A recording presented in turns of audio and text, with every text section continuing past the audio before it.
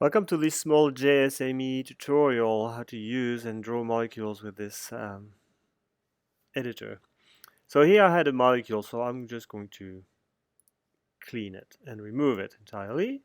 And so there are several things going on here. I can draw alkane skeleton, either single bond, double bond, triple bond, hydrocarbon chain, cyclo chains, 3, 4, 5. That's an aromatic chain, and cyclohexane, and so on and so forth. And here I can actually tell what atoms are within this, or the hydrocarbon chain, or as functional groups. So let's try to draw functional groups. So maybe if I draw like this with this thing here, I have what? 1, 2, 3, 4, 5, 6. So that's a hexane skeleton. And maybe at the end of this hexane skeleton, I want actually a phenyl group here. And maybe on the other end over here, I want a amine group. So I click over here, and it creates this NH2 here. And maybe actually there's a double bond here. So either I click over here and say it's double bond, or a single bond here. And if I toggle back and forth, it just either stays or becomes double bond here.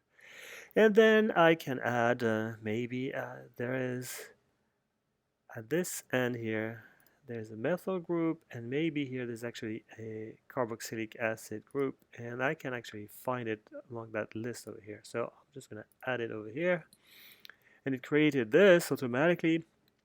And maybe there's a ketone group over here. I do a double bond and a ketone like this. And that's all fantastic, and so I was able to draw within seconds all this. And the beauty of all this is that it's possible to export this as a code. So there are all sorts of codes that are admitted by the community out there.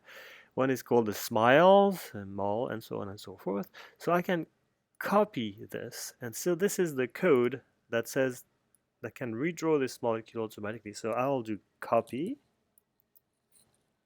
and I close that, and I will make it a blank sheet again, and I can actually go back in here, and if I paste that code here that I just copied, and I do accept, it's going to redraw the molecule automatically, the exact same molecule. It's a little changed, probably because of the way it's ordered a little bit better, and I can do all sorts of things. If I do shift, well, if I just click outside the molecule and I can move it like this.